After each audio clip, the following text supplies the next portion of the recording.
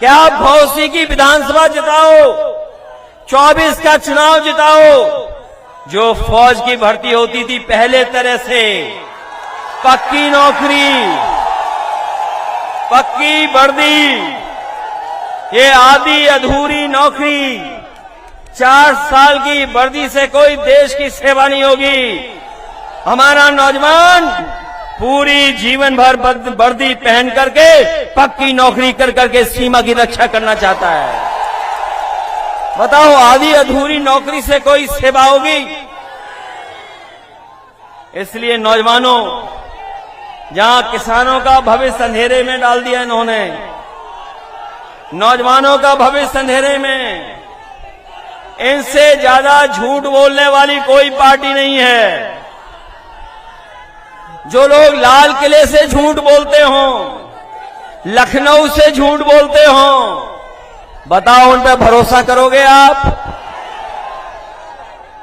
ये लोग भाईचारा नहीं चाहते, ये लोग भाईचारा नहीं चाहते। ये लोग चाहते हैं कि समाज में दरार बनी रहे, दरार। समाज में हिंदू मुस्लिम की दरार बन जाए, सिख ईसाई की दरार बन जाए। और जब कामयाब नहीं होते तो जातियों के बीच में दरार डालते हैं, जातियों के बीच में। ये जातियों को तोड़ करके दरार डालते हैं। हमारे मुख्यमंत्री जी का आपने वो गणित तो सुना ही होगा विधानसभा का, क्या 46 में 56। ये लोग वो हैं जो जातियों में दरार डालते हैं, धर्म के बीच में दरार डालते हैं।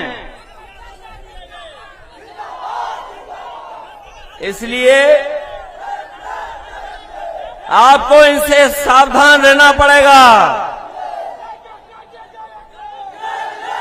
इनसे सावधान इसलिए भी रहना पड़ेगा क्योंकि जहां हमारा किसान दुखी है, नौजवान का भविष्य अंधेरे में, वहीं जो सुविधाएं बुनकर भाइयों को मिलती थीं, जो बुनकर भाइयों को सुविधा मिलती थी, वो सुविधाएं छीन ली गई हैं।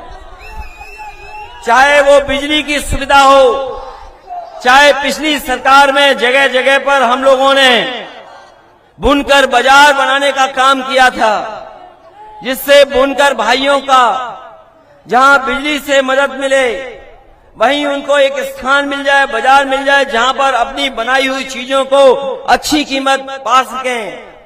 जितना काम समाजवादियों ने किया वो काम सब रोक दिए गए।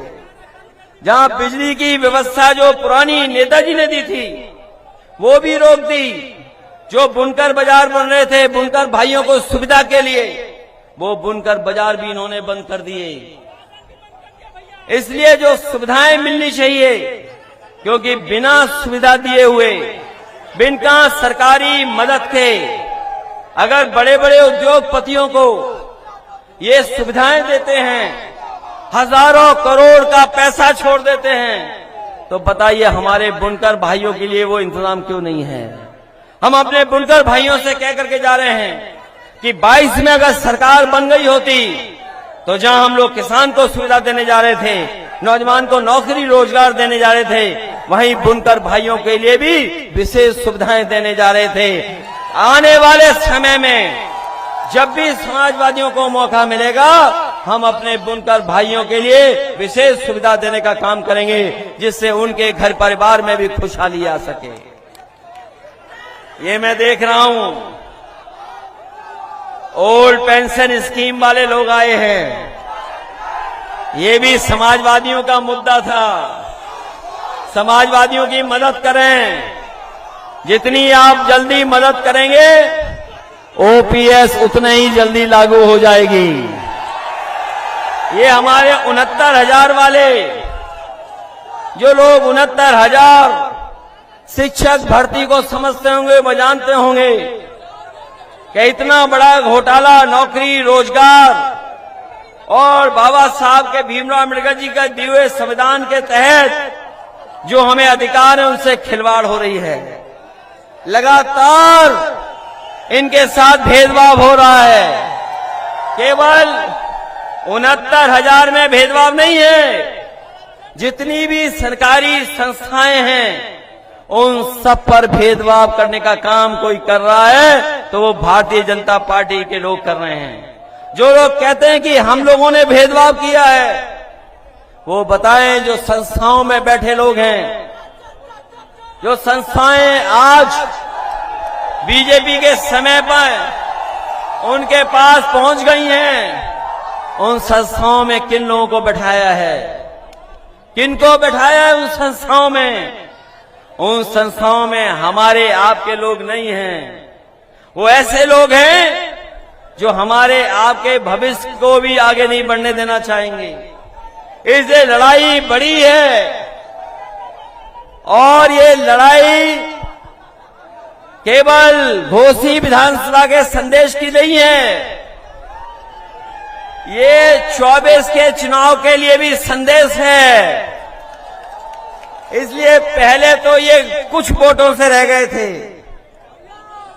और कुछ वोटों से पीछे रह गए थे। पिछली बार चुनाव भी नहीं लड़ा पाए क्योंकि हमें बाहर से भी लोग लाने पड़े, बाहर से भी लोग लाने पड़े इस उम्मीद से कि सब मिल जाएंगे तो हम सरकार बना ले जाएंगे।